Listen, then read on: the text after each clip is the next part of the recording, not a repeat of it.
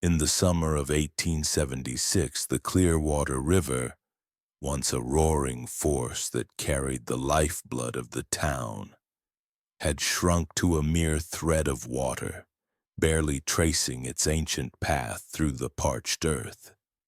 The heat pressed down relentlessly, baking the soil until it cracked like the brittle secrets the townsfolk tried to bury beneath their polite smiles.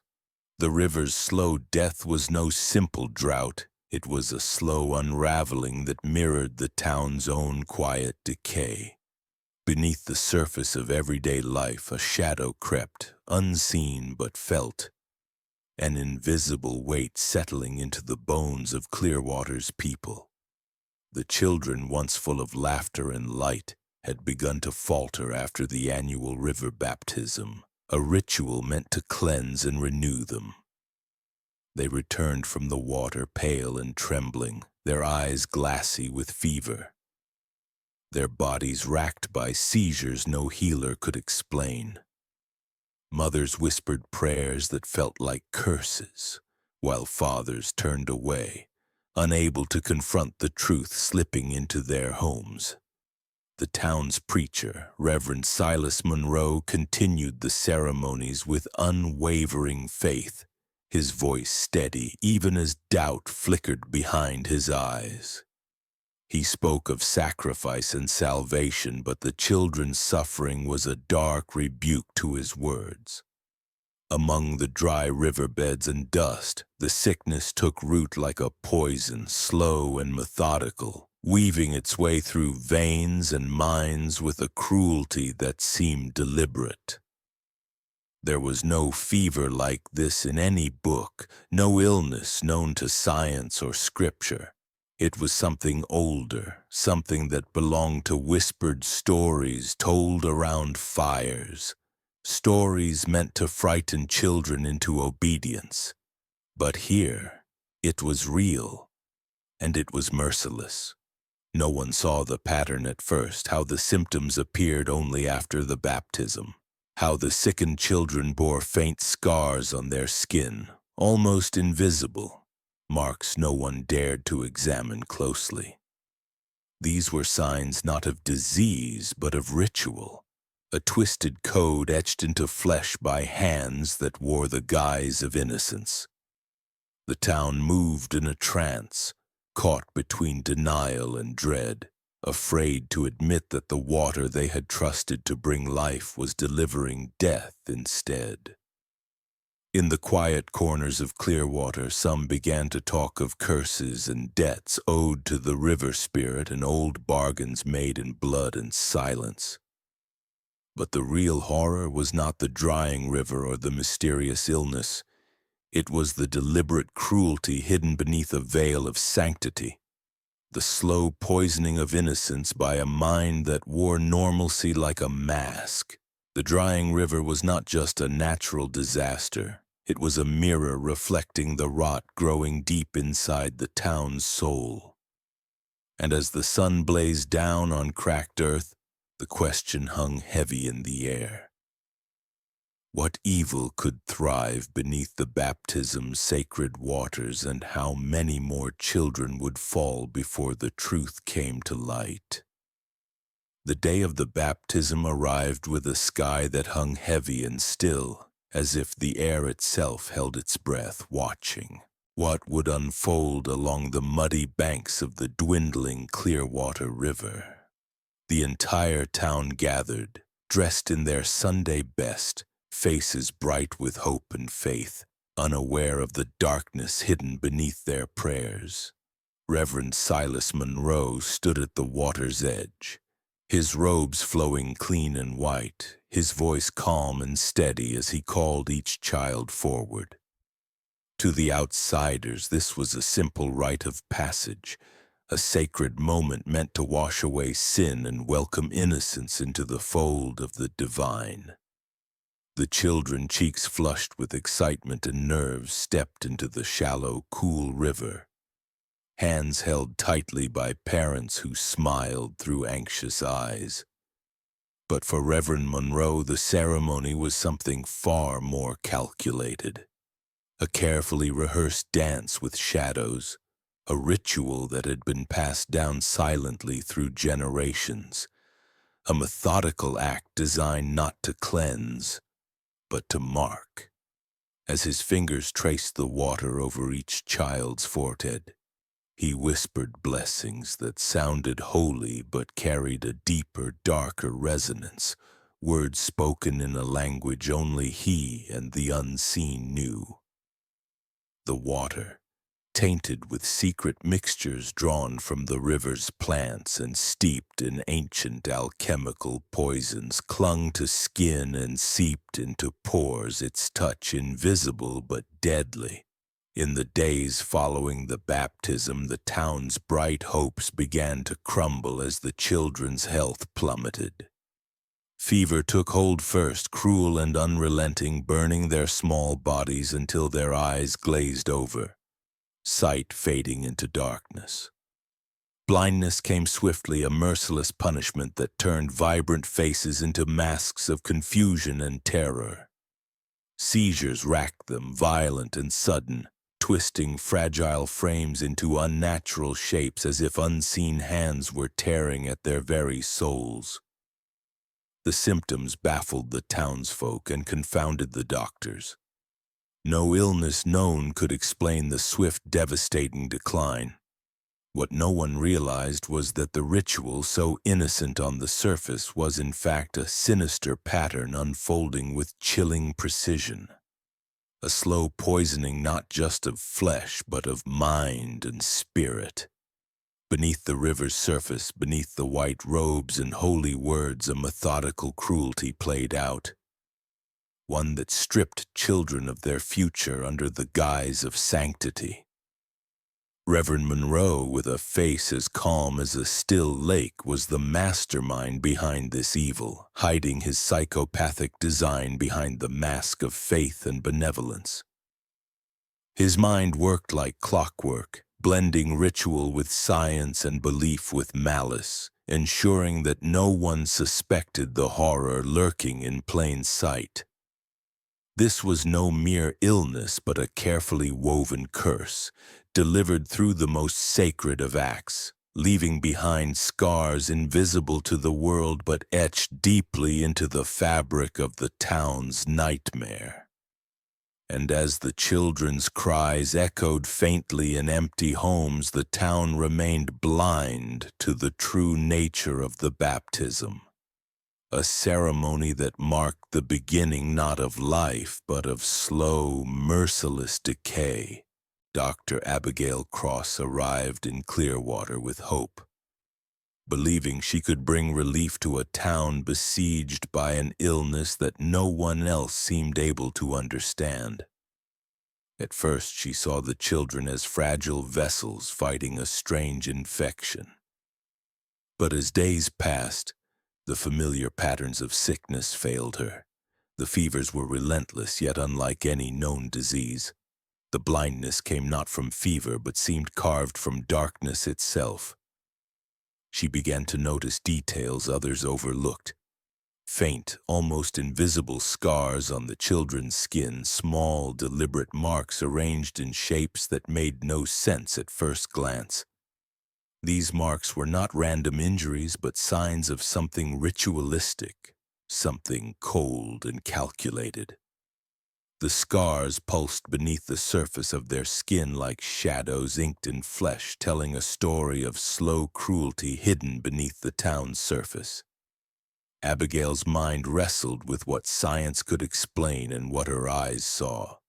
The physical wounds betrayed a methodical pattern, but the sickness had a supernatural weight that no medicine could reach. Each examination tightened the knot of dread inside her chest, a feeling that clawed away at her confidence and sanity. She felt the heavy gaze of a mind so dark and cunning that it wore innocence like a mask, a mind that had turned faith into a weapon and children into vessels of suffering. The town trusted Reverend Monroe and his rituals, blind to the horror embedded in each blessing he uttered over the water. Abigail's investigations pushed her toward truths whispered in the shadows, a secret society whose members moved in silence, ensuring the sickened children could never fully heal or escape their fate. The doctor found herself caught between the rational world she knew and a creeping nightmare that seeped through every crack. A nightmare shaped by a psychopath's meticulous cruelty disguised as holiness. Her medical books and instruments offered no answers for wounds etched by ritual, nor for a poison that rotted souls more than bodies. In the cold nights, as she documented her findings, Abigail could not shake the feeling that the sickness was less an illness and more a sentence, a calculated erasure of innocence, sealed in silence by those sworn to protect. The more she uncovered, the more isolated she became, a lone witness to a dark design no one else wanted to see. Her science clashed with shadows, and with every child lost to the river's curse, Abigail's doubt grew into desperate resolve. The town's surface calm was a fragile mask, hiding an evil so deep and so patient it waited to consume everything.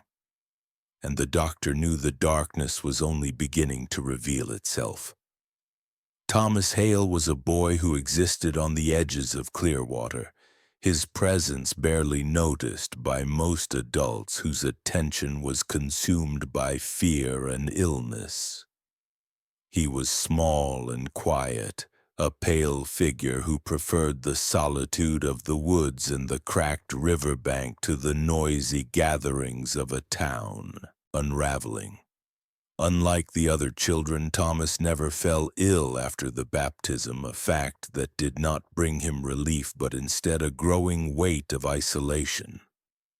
His innocence, unbroken and pure in appearance, was a mask that hid a mind sharp enough to see the invisible threads tying the sickness to the river and to the people who claimed to protect them.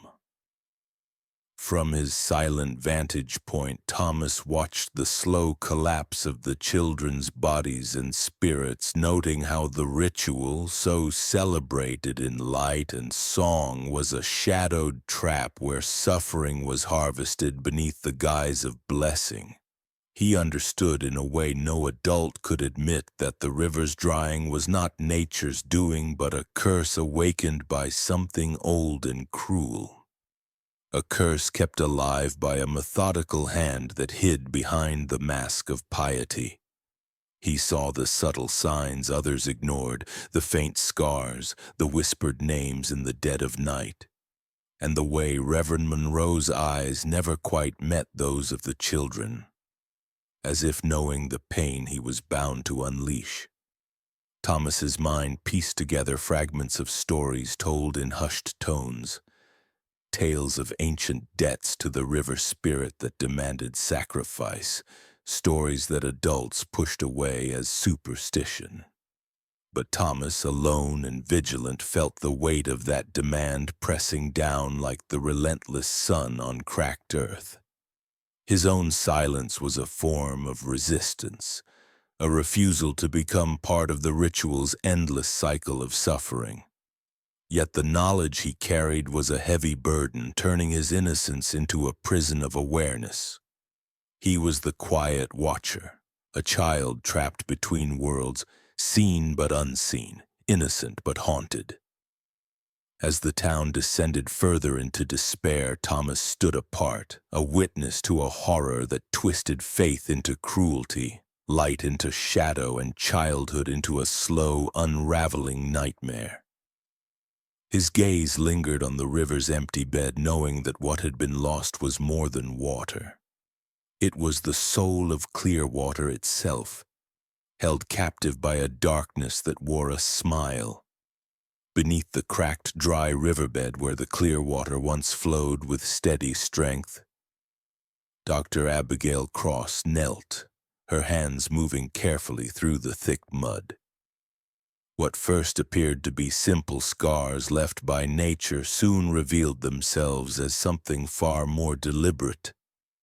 Ancient symbols etched deep into stone and hardened earth, their shapes twisting unnervingly beneath layers of dirt and water stains. These markings pulsed with a sinister weight, a secret language left by a forgotten cult that had once worshipped the river's spirit not as a gentle giver of life, but as a harsh and demanding deity. The symbols spoke of dark rituals of blood and sacrifice, rituals meant to bind the fate of the people to the river's shifting currents. It was a terrible pact, one sealed long ago, hidden beneath generations of faith and silence.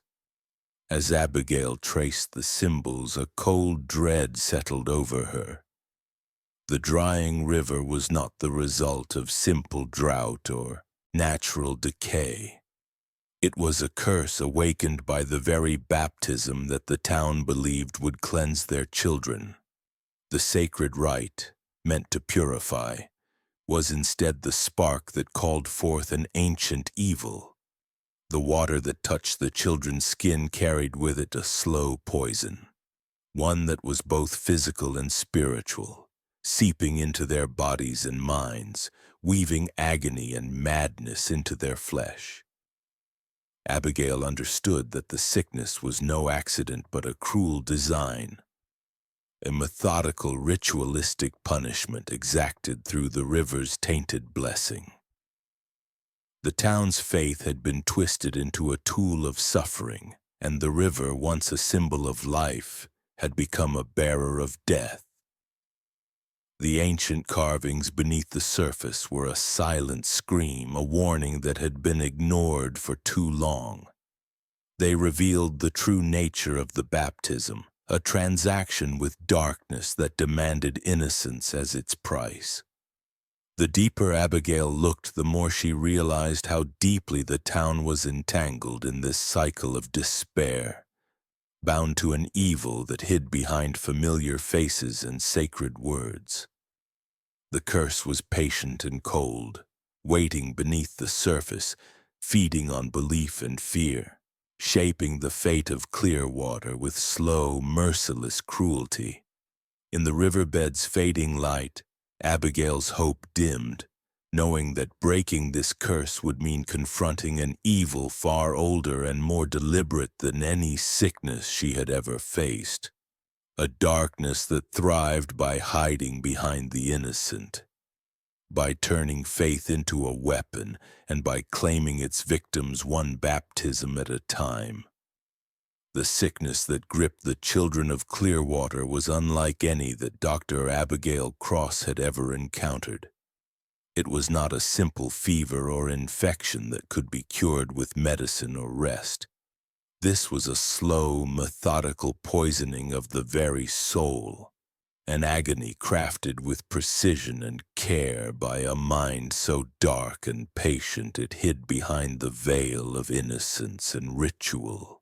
The river water, once thought pure and life-giving, had become a carrier of rare and poisonous toxins drawn from the roots and leaves of deadly river plants known only to a secret few.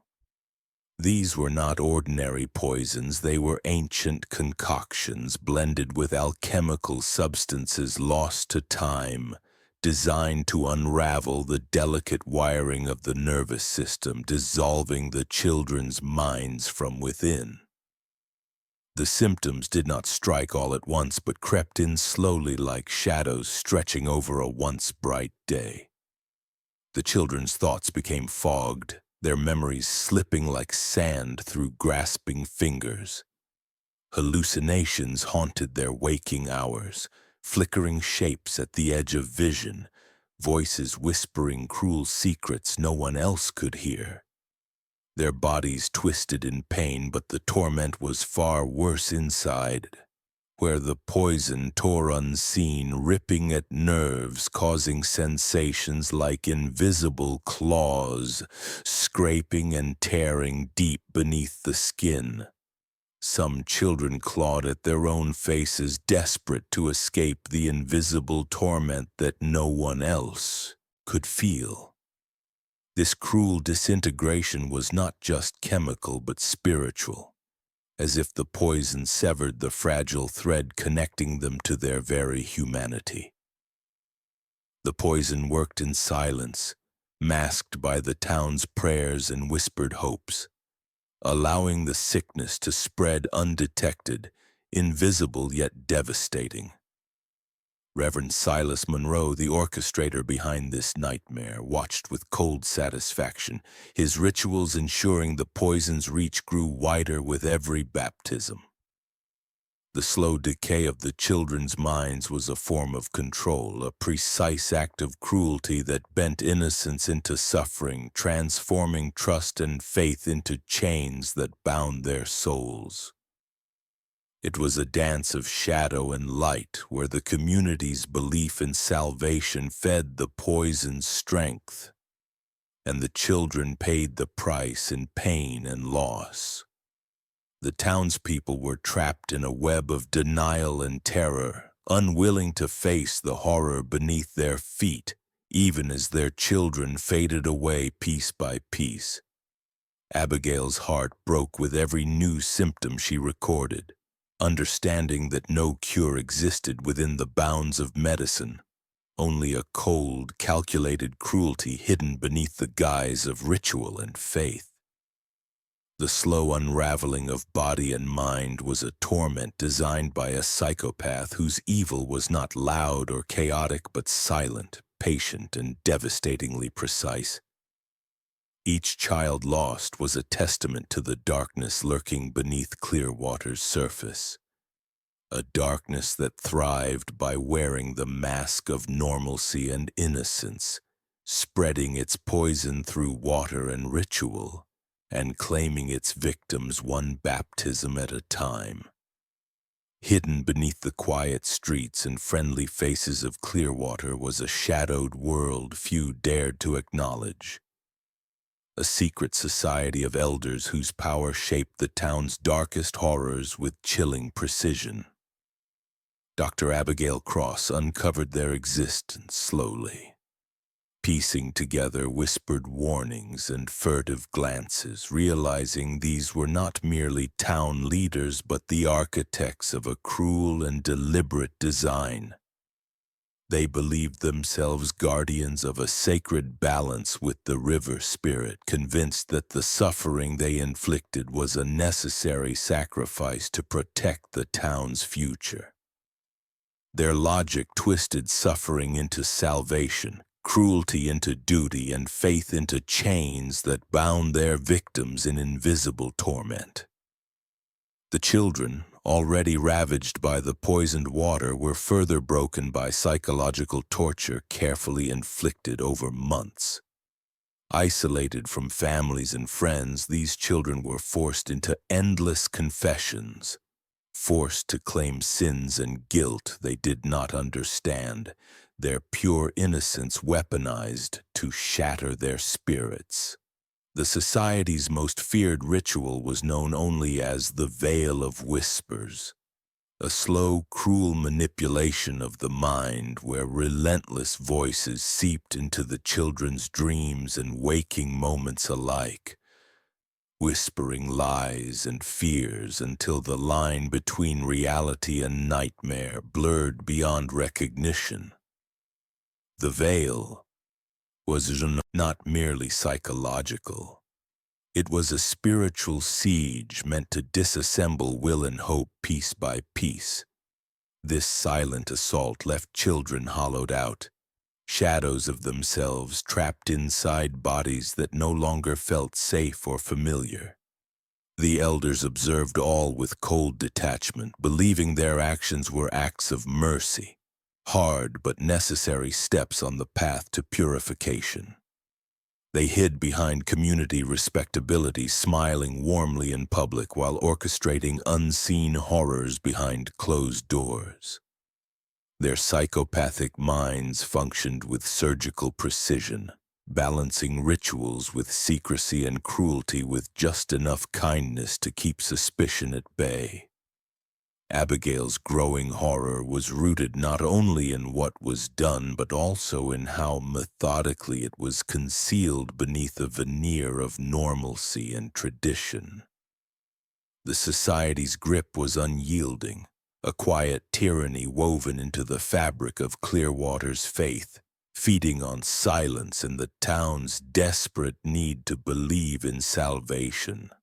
The true evil was not only the suffering inflicted, but the calculated way it was hidden in plain sight, turning innocence into sacrifice while the world around watched and whispered prayers that went unanswered. Abigail knew that to challenge this society meant confronting a darkness far beyond sickness or superstition. A cold, determined cruelty that thrived by masquerading as normal, by convincing itself it was righteous, and by breaking the children's minds so completely they would never resist again. The children of Clearwater began to change in ways that were impossible to ignore, their bodies betraying the invisible torment that ravaged their souls.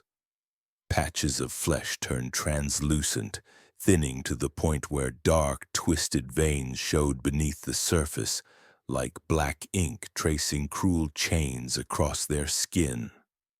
These marks were not random, but deliberate, sinister symbols wrought by the poisoned water and ritual magic fused into one. To the untrained eye, they might have seemed like strange discolorations, but Dr. Abigail Cross saw something far worse. These were the visible scars of a curse, a grotesque map etched onto living flesh, each dark vein a link in an invisible chain binding the children to the town's unholy pact. The veins writhed beneath the surface as if alive, pulsing with a sick vitality that seemed to drag the children deeper into despair with every passing day. Abigail's heart ached as she traced these horrific patterns, realizing they mirrored the secret society's rituals, a physical manifestation of the psychological torture inflicted in shadows and silence. Each mark told a story of broken innocence, a soul tethered tightly to a curse that grew stronger with suffering and fear. The chains were not just symbols, but active prison bars woven into flesh and blood, cutting off hope and will, locking the children inside a nightmare from which there was no escape. The pattern was maddeningly precise, unfolding like a ritual script across skin, beginning with faint ghostly lines near the wrists and ankles, slowly creeping inward with relentless inevitability until they twisted across chests and faces, binding victims in a web of pain and control. Abigail documented every new mark with clinical detachment that belied the horror in her eyes, desperate to understand the curse's language before it claimed more lives. The children's bodies were battlegrounds where science met the supernatural, where flesh was the canvas for a psychopath's ritualistic cruelty disguised as faith. The invisible chains were a grotesque symbol of the society's power, a proof of their reach into the very essence of innocence. As the marks spread, so too did the children's suffering deepen, flesh growing fragile and cold, veins throbbing with dark poison and spirits dimming under the weight of chains no one else could see. The town's silence was a suffocating veil that allowed this horror to fester. The society's rituals a dark contract that condemned the children in both body and soul. Abigail's race against time was a desperate attempt to decode the pattern of pain, to find a way to break the chains before the next baptism bound more souls to the cursed river. The invisible chains were proof that the true cruelty was not only in the water or the words spoken over it, but in the slow, deliberate theft of innocence by a mind so methodical and cold it could hide behind the purest of faces and the most sacred of rites. Thomas Hale's quiet distance from the river had not been born of ignorance or fear alone, but of a deep, ancient knowledge whispered to him in childhood stories too dark for most ears. While the other children lined up willingly for the baptism, trusting in the river's promised grace, Thomas stayed away, his small frame shrinking from the water like it was a living threat. He had learned from old tales told in hushed voices, tales of the river's true hunger, a hunger masked by blessings and holy words, demanding a blood toll it hid beneath its shimmering surface.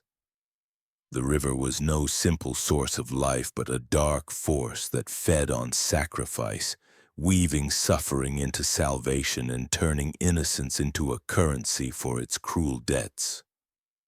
Thomas had watched, silent and careful, as friends and neighbors succumbed, their bodies marked and minds broken by the slow poison hidden in the baptism's water. His resistance had shielded him physically, but it left him carrying a terrible burden. Knowledge of a secret so grim it isolated him completely from the world around him. He bore the weight of the town's darkest truth alone, a silent guardian of a curse that thrived on denial and faith. Thomas's mind was sharp, haunted by visions and half-remembered warnings. A place where childhood innocence had been eroded by the cold reality of evil disguised as sanctity. His eyes, wide and watchful, saw what others refused to acknowledge. The river's blessing was a lie, a calculated trap laid by a mind so methodical it could hide cruelty behind the purest face of religion. He understood that the baptism was not a beginning but an end, the end of freedom and the start of a slow unraveling that bound children in chains no one else could see.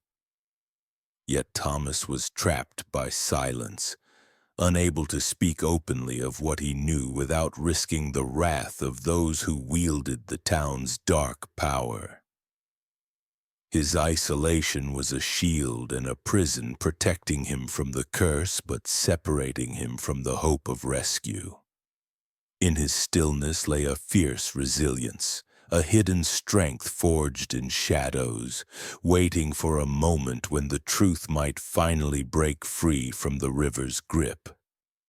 Thomas's revelation was a quiet thunder, a single voice carrying the weight of countless lost souls, reminding all who listened that sometimes the darkest secrets live in the silent watchers, the children who refuse to bow to the unseen terror beneath the water's surface. The cold of winter settled over Clearwater like a shroud, thickening the air with a frost that seemed to seep into the bones of the town itself. At the annual winter gathering, where warmth and faith usually mingled to ease the community's burdens, Dr. Abigail Cross stood rigid and unyielding before the council of elders. Her voice, steady but charged with sorrow and fury, cut through the quiet murmurs as she confronted those who had cloaked cruelty in tradition. She challenged their twisted faith, questioning the logic behind condemning innocent children to suffering veiled as salvation. The elders' faces, etched with the weight of their own dark convictions, did not flinch but instead revealed the chilling truth behind their rituals. They believed the pain inflicted was a necessary gateway, a passage of purification through suffering meant to shield the town from a fate far worse. This was no mere superstition but a deliberate pact, a brutal philosophy that suffering birthed salvation, that innocence must be broken to protect the many. The conflict between Abigail's science and their faith tore through the gathering like a lightning strike, shattering the fragile peace that had held the town in fearful silence. Arguments spiraled into accusations, trust dissolved into suspicion. The town's dark secrets, long buried beneath layers of prayer and denial, surged into the open like a rising flood. Abigail's evidence, the scars, the poison, the psychological torment, clashed violently with the elders' claims of divine necessity. The townspeople were forced to choose between confronting a horrific truth or clinging to beliefs that had condemned their children to slow death. In this brutal reckoning, the true psychopath behind the ritual was laid bare, a mind that wielded faith as a weapon, controlling pain and fear with calculated precision while hiding behind the veneer of holiness. The breaking point revealed the darkness that had lurked beneath Clearwater's normalcy, exposing a community fractured by betrayal, despair, and the desperate hope for salvation in a world that seemed deaf to their suffering.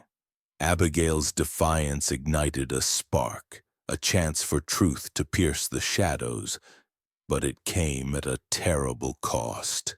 The town would never be the same, its fragile innocence shattered like the frozen river outside, and the nightmare born in faith was now exposed to the cold light of day. As the once mighty Clearwater River shrank to a narrow, lifeless trickle, the desperation gripping the town twisted into a dark and fevered urgency. The final baptism was no longer a ceremony bathed in hope or salvation. It had become a grim, merciless act of survival dictated by a malevolent force older than any in Clearwater's memory. Children, pale and trembling, were seized by cold hands, no longer willing participants but prisoners forced into a ritual that was both sacred and horrifying. The secret society's elders, with their faces masked by piety, orchestrated this last brutal rite known as the ritual of veins, a procedure born of ancient cruelty and twisted science designed to bind body, mind, and soul forever to the river's unholy curse. Within the shadowed confines of a chamber hidden from the world, the children were stripped of innocence piece by piece. Ritualistic cutting began, the elders tracing fine, precise incisions along the delicate veins of arms and chests. Each cut was deliberate, surgical in its cruelty, bleeding more than blood, an essence so dark and corrosive it seemed to tether flesh to the cursed water itself. These wounds were not mere scars but spiritual chains, invisible yet unbreakable, forged in pain and sacred blood. The veins beneath the skin pulsed as if alive, drawing the children's very essence into the river's hungry grasp. Alongside the searing pain of the cuts, the children were forced to ingest a toxic elixir, a venomous concoction distilled from the river's poisonous plants and blended with arcane alchemical secrets whispered only in the darkest corners of Clearwater's history. This poison did not kill swiftly, but began a slow, cruel unraveling from within, a methodical destruction of nerve and spirit that defied natural death. The children convulsed and trembled, their minds slipping into nightmarish realms where reality twisted and shattered. Their bodies betrayed them as the toxin pulsed through their veins, awakening a dark energy that tore them apart silently but irrevocably.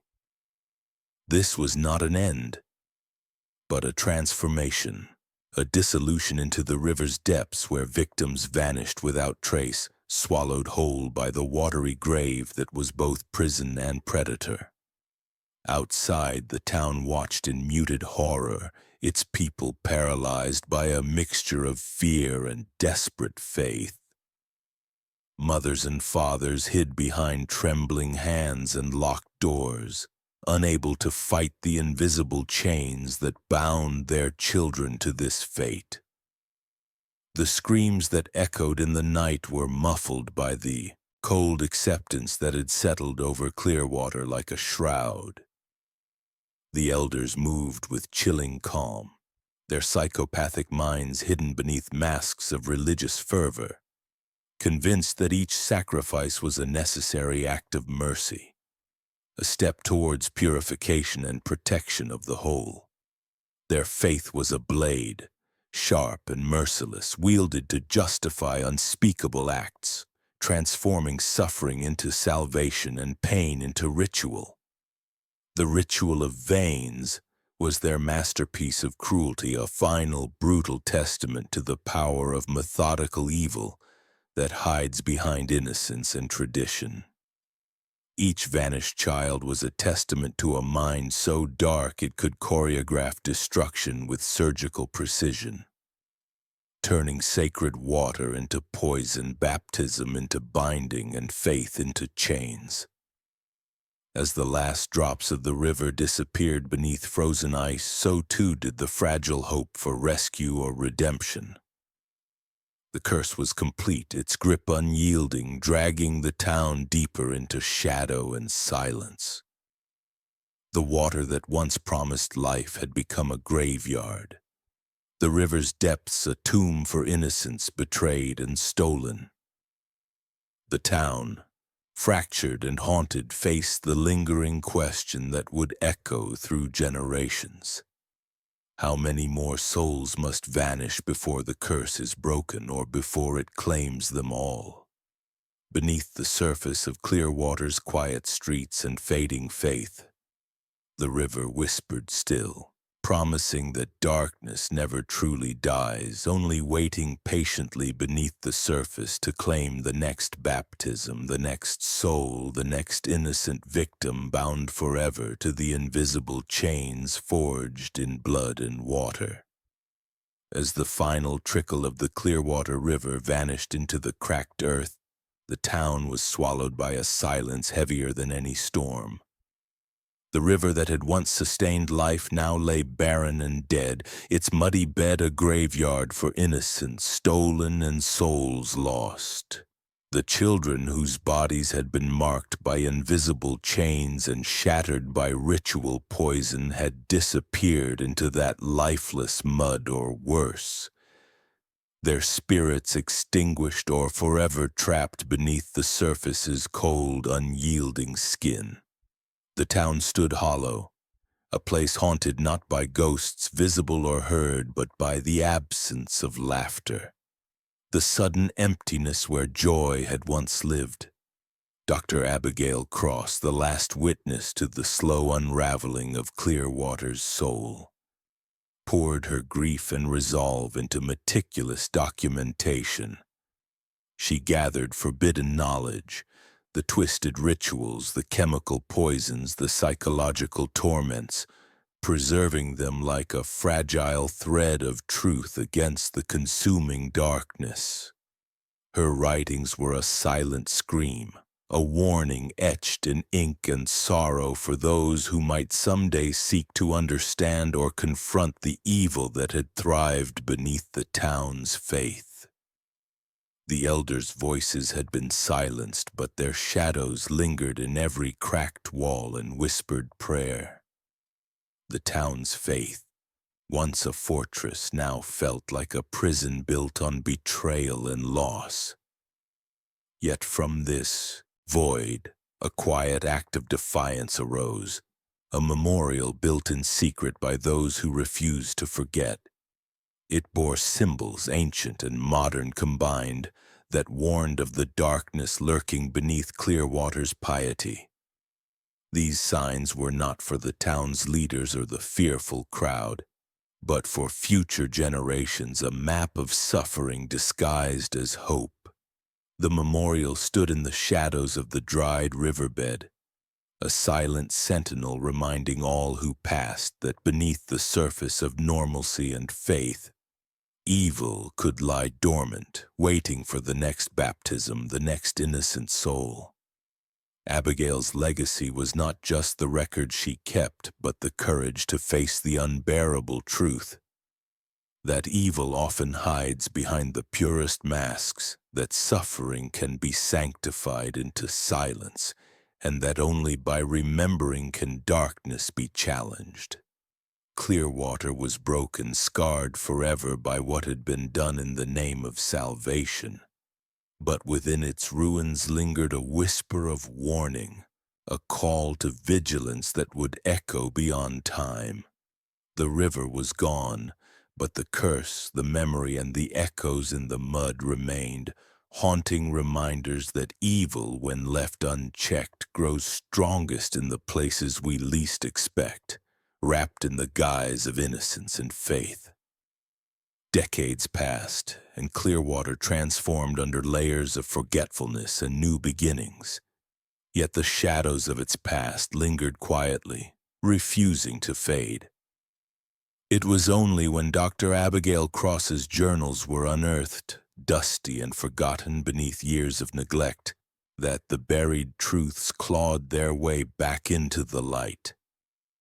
Her detailed records, raw with grief and relentless in their honesty, peeled away the town's carefully constructed facade, revealing the full scope of horrors once hidden behind prayers and whispered secrets.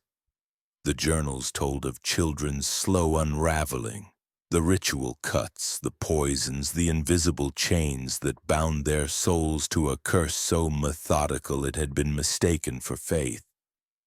These pages became more than mere words. They became evidence, a weapon against the silence that had allowed evil to thrive in plain sight. Public outcry followed, raw and unforgiving, forcing a reckoning that reshaped laws and attitudes. Clear statutes emerged, designed to protect children from ritual abuse and to expose the subtle ways cruelty could be masked by tradition or authority. Institutions once trusted were scrutinized, and the delicate line between devotion and domination was finally drawn. Yet amid these changes, a darker question persisted, whispered in the spaces between new laws and broken memories. How often does evil cloak itself in normalcy, weaving suffering with such quiet skill that it slips beneath the world's notice? The story of Clearwater became a haunting parable, a warning that the greatest darkness may not roar but creep invisibly beneath familiar smiles and sacred rites. It reminded all who listened that the mind capable of such cruelty often wears innocence like a mask, hiding behind community, belief, or the simplest acts of care. The legacy Abigail left was a mirror held up to humanity, reflecting the uncomfortable truth that evil does not always shout its presence. Sometimes it waits silently, hidden in plain sight, weaving a web so intricate that only the brave or the broken can see it unravel. The documentary's final voice lingers in the air, a slow, chilling question that refuses to be answered. Could such darkness return? Could another mind, equally methodical and masked in normalcy, rise again to bind innocence in invisible chains? In Clearwater's silence and shadows, the past remains a warning, and the future a fragile promise as the story fades into the night, leaving viewers to grapple with the unsettling truth that evil's quiet return is always possible. Waiting patiently for the next baptism, the next child, and the next shadow beneath the river's still surface.